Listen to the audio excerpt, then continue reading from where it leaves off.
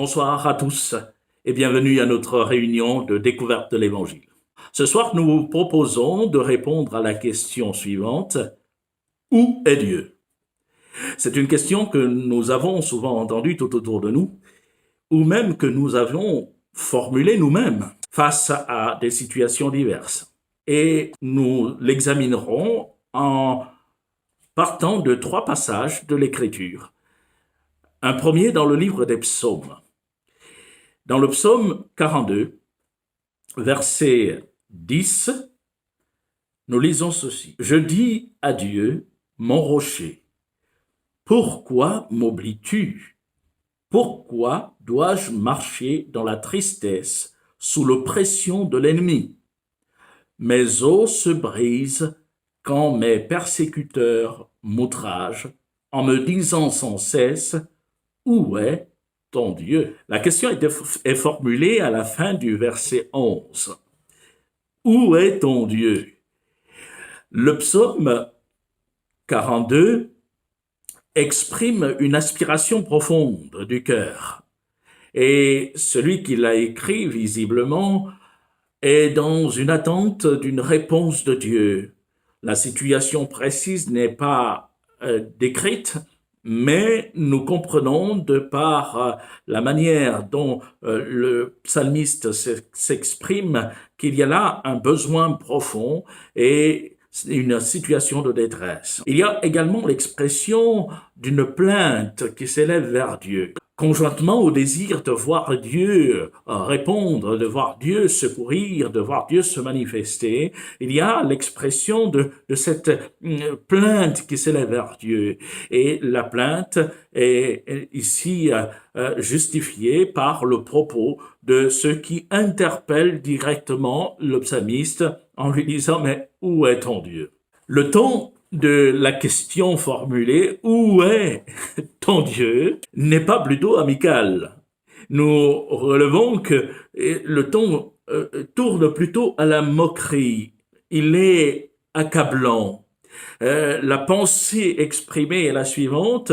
Tu te réclames de Dieu, tu dis croire en lui, te confier en lui, et pourtant tu te retrouves dans une situation aussi compliquée. Et nous notons que il y a des gens qui n'attendent que des occasions dites favorables pour essayer d'enfoncer le clou et d'interpeller ceux qui disent croire en Dieu et qui ont une foi véritable dans la personne de Jésus-Christ, les interpeller en disant mais il n'est pas normal que tu vives telle et telle épreuve parce que tu crois. Ton Dieu devrait intervenir dans cette situation. Et permettez-moi de dire que je vois là manifestement un manque de compassion. Face à la douleur d'autrui, nous devrions observer beaucoup de dignité, que l'on soit croyant ou non. Et il est important d'user d'amitié, de compassion. Celui qui se trouve en proie à la souffrance n'a pas besoin qu'on vienne lui faire des remarques désobligeantes. Et pourtant, c'est ce que nous pouvons relever dans ce passage. Le psalmiste est là comme accablé parce que il y a des réflexions désobligeantes en son encontre. Où est ton Dieu? Nous voyons que cette question peut être formulée sous un ton de moquerie et un ton accablant pour mettre encore plus à mal celui qui se réclame du secours de Dieu.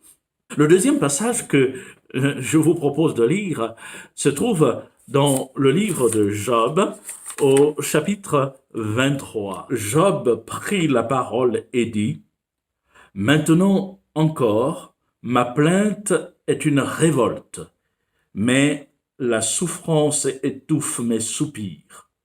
Oh, si je savais où le trouver, si je pouvais arriver jusqu'à son trône, je plaiderais ma cause devant lui, je remplirais ma bouche d'arguments, je connaîtrais ce qu'il peut avoir à répondre, je verrais ce qu'il peut avoir à me dire. Et ici, quand il dit, oh, si je savais où le trouver, il parle de Dieu.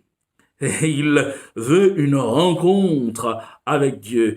Il veut faire valoir sa cause devant Dieu. Mais vous notez aussi ce soupir, oh, si je savais où le trouver. Donc, on pourrait revoir la formulation en disant, mais où est Dieu? Et ici, c'est Job qui se trouve en proie à une épreuve terrible, qui va exprimer cela, ce désir de rencontrer Dieu, de voir Dieu, de trouver Dieu. Nous connaissons l'histoire de Job, qui est très répandue, un homme qui a dû faire face à de terribles souffrances, à des terribles épreuves. Il a perdu 10 enfants en un seul jour. Il a perdu tous ses biens. Et puis, il s'est retrouvé atteint là d'une sorte d'ulcère qui a pris tout son corps, de la tête aux pieds. Et plus encore, les amis qui sont venus vers lui, soi-disant pour le consoler, l'ont terriblement accablé par des propos qui le culpabilisaient pour dire, ben Job, tu mérites de souffrir. Donc, c'est dans ce contexte-là que Job va exprimer ce désir de rencontrer Dieu et qu'il va exprimer ce soupir. Oh, si je savais où le trouver, j'aimerais bien le rencontrer. C'est l'excès de souffrance et de douleur qui amène Job à exprimer cette question ou ce soupir. Où est Dieu? Le ton ici vire plutôt à la plainte. Le ton, comme il l'exprime lui-même, est là en proie de révolte. Il va le dire. Job est dans une incompréhension totale et il a besoin de réponses. Et nous pouvons dire que la situation que connaît Job, notamment celle d'incompréhension, est bien souvent vécue encore par le genre humain. La Bible dit qu'il n'y a rien de nouveau sous le soleil. Ce qui s'est fait, c'est ce qui se fera. Il n'y a rien de nouveau sous le soleil. C'est-à-dire que dans les réalités humaines, bon, les contextes peuvent être différents, mais l'homme vit exactement les mêmes choses, les mêmes réalités, et il est aussi confronté dans chaque époque à de l'adversité et au besoin de trouver des réponses, de trouver des solutions. Et aujourd'hui encore, face aux épreuves, beaucoup peuvent s'écrier comme jamais, mais où est Dieu? Cela peut partir d'une situation de maladie, comme c'était le cas pour Job, une situation de deuil, c'était également le cas pour Job, mais cela peut en venir à des situations tout à fait banales de la vie. Tenez, il y a quelques mois, en discutant avec un couple, le mari me disait avec son épouse, ils ont dû faire face à une panne d'automobile alors qu'ils se trouvaient dans leur voiture et en plein milieu de trajet, il y a eu une panne, la voiture s'est arrêtée, ils n'ont pas pu continuer jusqu'à destination. Et dans cette situation, pris de court, la femme a interpellé son mari mais en disant mais où est ton Dieu maintenant? Vous voyez qu'il y a là quelque chose de tout à fait ordinaire, une panne de voiture, cela peut arriver à tout le monde.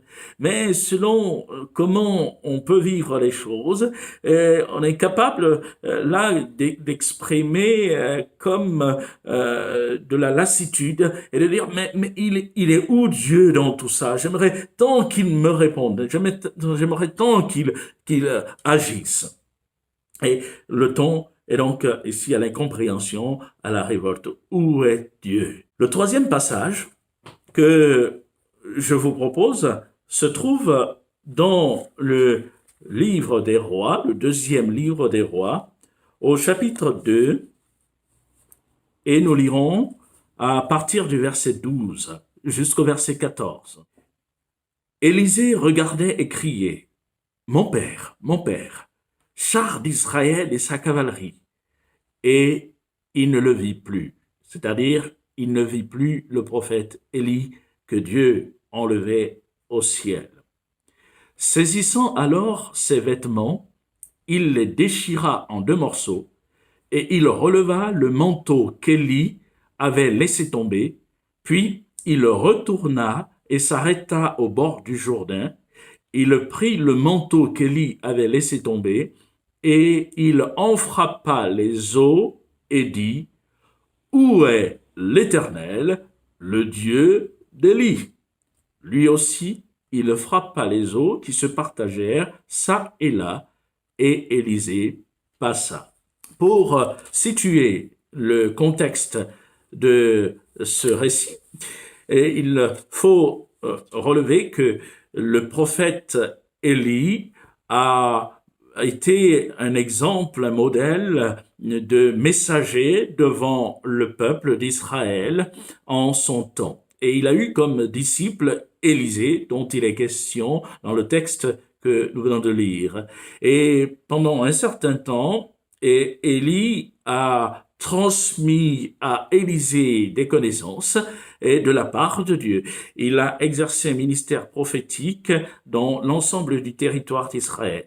Et le moment était venu où Élie devait quitter la terre. Et Élie va donc être là enlevé au ciel par Dieu. Et le moment était venu où Élie devait quitter la terre. Le prophète Élie avait vécu des choses extraordinaires, des miracles. Et le tout dernier miracle que le prophète Élisée a accompli est de se saisir de son manteau, d'en frapper les eaux du Jourdain et de voir les eaux se séparer, ça et là, afin de passer sur l'autre bord avec le prophète Élisée. Donc, Élisée a vécu un certain nombre de choses extraordinaires en présence d'Élie.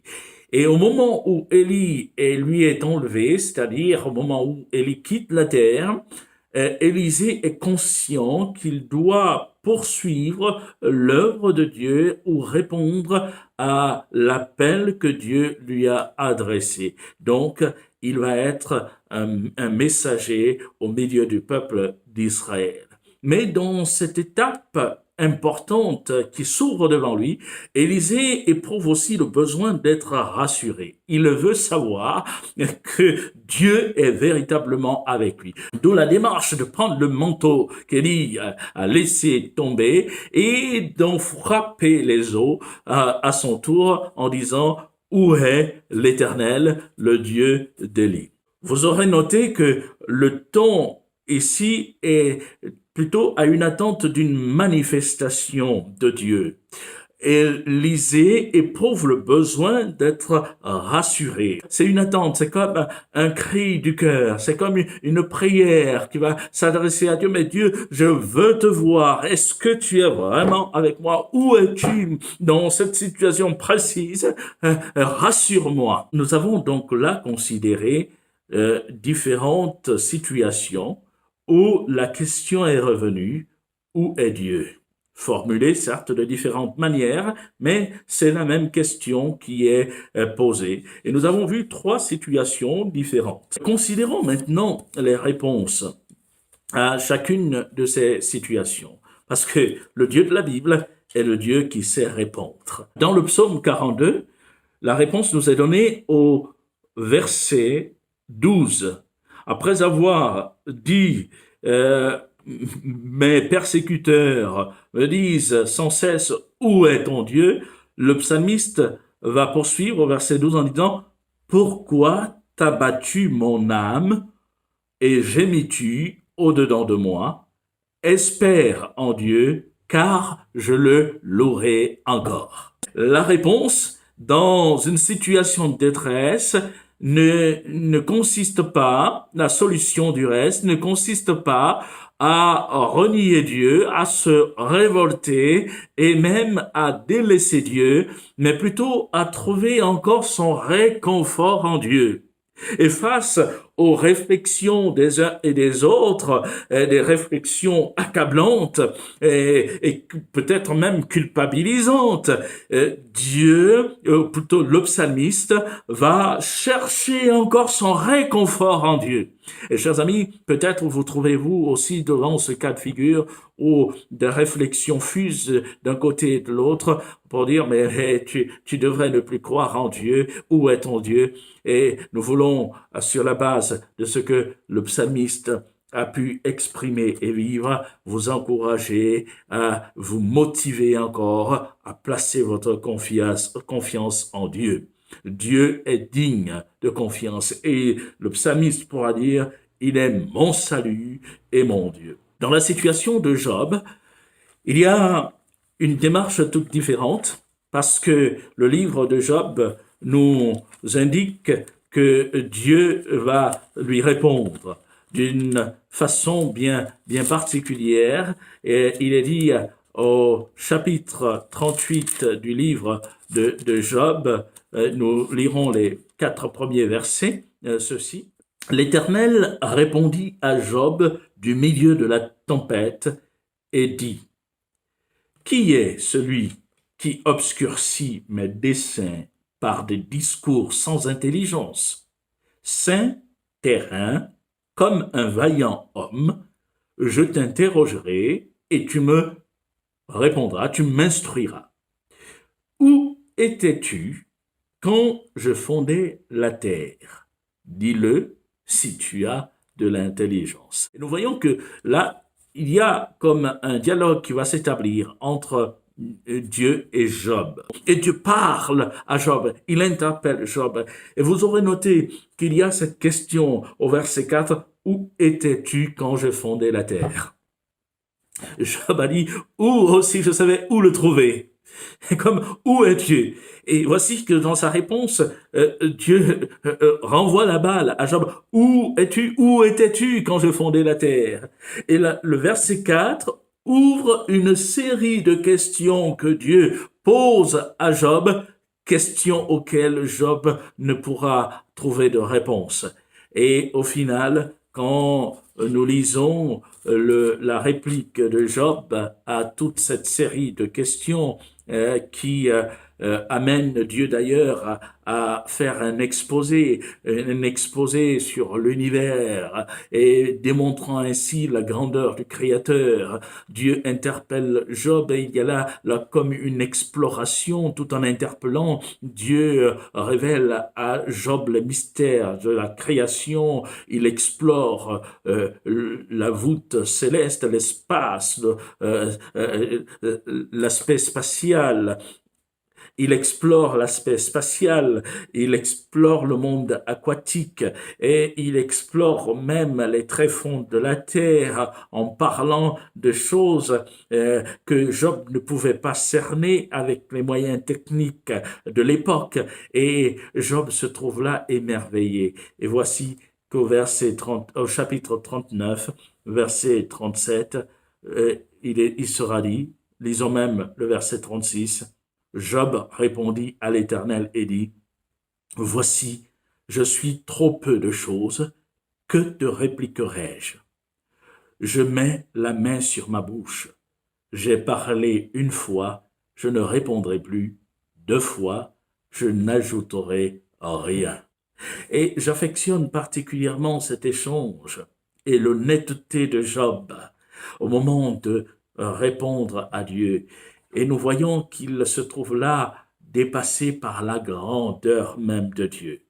Dieu ne s'est pas justifié dans sa réponse à Job, il a simplement interrogé Job, interpellé Job pour lui montrer sa grandeur, et d'un coup d'un seul, Job mesure qu'il est peu de choses. Et il y a là un sentiment d'humilité qui va prendre place dans la vie de Job.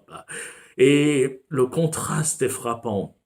Celui qui pouvait dire « Oh, si je savais où le trouver, si je pouvais atteindre son trône, je remplirais ma bouche d'arguments. » Celui qui l'avait dit « Je remplirais ma bouche d'arguments » va enfin répliquer Je mets la main sur ma bouche et je suis peu de choses, que te répliquerai-je?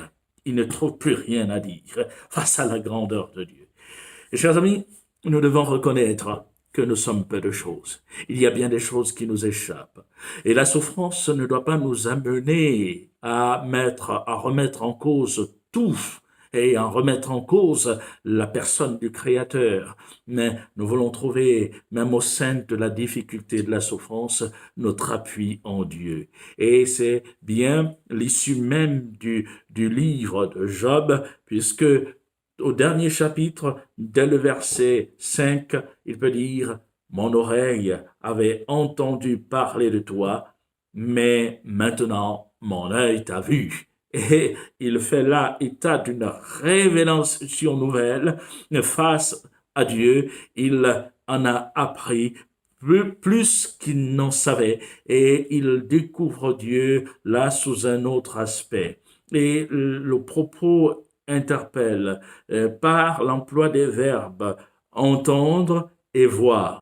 Il peut dire « Mon oreille avait entendu parler de toi, mais maintenant mon œil t'a vu. » Il est en train d'exprimer qu'il avait une certaine connaissance de Dieu, une certaine approche de la personne de Dieu et que là, après l'épreuve et la révélation de Dieu à sa personne, et il en est arrivé à un autre niveau de connaissance. Au travers de l'épreuve, Dieu s'est révélé à lui. Chers amis, nous voulons retenir que Dieu est celui qui sait encore se révéler, se manifester et que même en temps d'épreuve, il veut plutôt se faire connaître à nous. Il veut encore se révéler comme le Dieu qui secourt. La dernière réponse à la question « Où est Dieu ?» formulée par Élisée fait état non pas d'une parole, mais d'une action de Dieu, d'un miracle. Au verset 14, nous pouvons lire « Il prit le manteau qu'Élie avait laissé tomber et en frappa les eaux et dit « Où est l'Éternel, le Dieu d'Élie ?» Lui aussi frappa les eaux qui se partagèrent çà et là et Élisée passa. Dieu n'a pas changé. Le Dieu qui a été capable d'intervenir au travers d'Élie est celui qui sera aussi capable d'intervenir au travers d'Élisée. Et la réponse de Dieu est une manifestation de sa puissance. Vous aurez noté que Dieu ne parle pas, il ne donne pas une parole en particulier, mais Dieu agit par un acte tout à fait miraculeux. Les eaux se partagent et Élisée perçoit là que Dieu est présent, que Dieu demeure le même, que Dieu est tout-puissant et que ce Dieu vient nous rassurer. Et chers amis, Dieu se manifeste encore. Le Dieu de l'Écriture, quand on le cherche de tout son cœur et d'un cœur honnête, d'un cœur humble, est celui qui sait venir à notre aide, qui sait nous révéler qu'il est tout-puissant et qu'il n'est pas là comme se présentant comme un ennemi, mais il vient en ami. Et le témoignage que nous venons de lire au sujet d'Élisée nous révèle que ce Dieu est le Dieu qui sait répondre. Dieu se manifeste et Dieu s'est manifesté d'une manière sans précédent. Dans la première lettre de l'apôtre Paul à Timothée, au chapitre 3, verset 16, nous pouvons lire ceci. « Et sans contredit, le mystère de la piété est grand. Dieu a été manifesté en chair, justifié par l'Esprit, vu des anges, prêché aux gentils, aux nations, cru dans le monde, élevé dans la gloire. » Dieu a été manifesté en chair, c'est-à-dire que Dieu s'est montré aux hommes par la chair, c'est-à-dire en devenant homme. Dieu qui ne peut être vu parce que Dieu est esprit, a décidé de se montrer aux hommes et étant tout puissant, il a fait le choix de devenir homme et afin de se faire connaître aux hommes. Et Dieu s'est montré en homme, en la personne de Jésus-Christ. Et Jésus était Dieu parmi les hommes. Et tout le parcours du Christ montre que de sa naissance jusqu'à son élévation, en passant par sa mort à la croix, et son ensevelissement, mais aussi et surtout sa résurrection, tout son parcours nous montre qu'il était véritablement Dieu. De par les actes qu'il a posés, de par les enseignements qu'il a donnés, et des paroles qu'il a pu adresser aux foules, en disant par exemple, « Venez à moi, vous tous qui êtes fatigués et chargés, et je vous donnerai du repos. » De par les paroles qu'il a pu adresser alors qu'il se trouvait lui aussi livré à une terrible épreuve, une terrible injustice, en croix, en disant, « Père, pardonne-leur, car ils ne savent ce qu'ils font. » De par tout ce qu'il a vécu, le Christ a révélé qu'il n'était pas simplement un homme, il était Dieu venu au milieu des hommes. Et il nous a révélé que le Dieu créateur ne se tenait pas à distance, loin des hommes, mais que ce Dieu qui est parfois considéré comme inaccessible, s'est rendu accessible, il est venu jusqu'à nous. Et à la question « Où est Dieu ?» Où trouver Dieu? Nous avons la réponse. Dieu s'est révélé d'une manière sans précédent. Dieu s'est montré aux hommes au travers de Jésus-Christ. Dieu est devenu homme et il a vécu parmi les hommes. Et le témoignage de son parcours consigné dans l'Écriture, la Bible, nous amène à le connaître véritablement. Oh, nous n'allons pas parcourir le monde d'est en ouest et du nord au sud pour chercher à le voir, à le rencontrer, mais de l'endroit même où nous nous trouvons, nous pouvons disposer notre cœur en disant « Dieu, je veux te connaître ». Ouvrir l'Écriture, la Bible, qui nous révèle que Dieu nous a tant aimés. Dieu a tant aimé le monde qu'il a donné son Fils unique afin que quiconque croit en lui ne périsse point, mais qu'il ait la vie éternelle. Au travers de Christ, nous avons réponse à la question « Où est Dieu ?» Alors, la démarche que nous pouvons chacun d'entre nous faire est la suivante: demander au Christ de venir et de se faire connaître à nos cœurs. Oui, Seigneur, j'ai besoin de toi. Je réalise que je suis peu de choses. Je réalise mon péché. Je réalise que jusqu'à présent, en fait, j'ai eu peut-être une attitude de moquerie face à l'Évangile, comme ces personnes qui pourraient dire au psalmiste, « Mais où est ton Dieu ?» Je réalise que parfois, j'ai eu de la révolte et je mesure que cette attitude ne pouvait pas t'honorer et je crie à toi maintenant, je dis, « Viens, fais-toi connaître, je veux t'aimer, je veux avoir une relation personnelle avec toi. » Ou alors je réalise que j'ai besoin d'être rassuré dès maintenant, mais rassuré aussi pour l'éternité,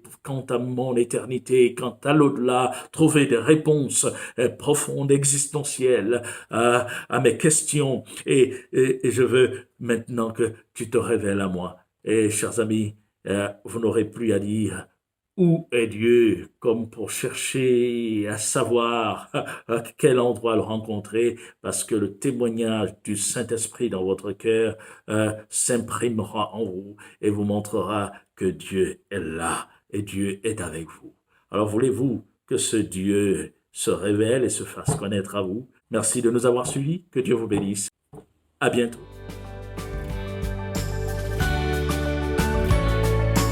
Merci à tous de nous avoir suivis. Nous vous donnons rendez-vous chaque mardi et jeudi à 19h, ainsi que le dimanche à 10h. N'hésitez pas à vous abonner à notre chaîne YouTube. Vous pouvez également nous suivre sur notre page Facebook.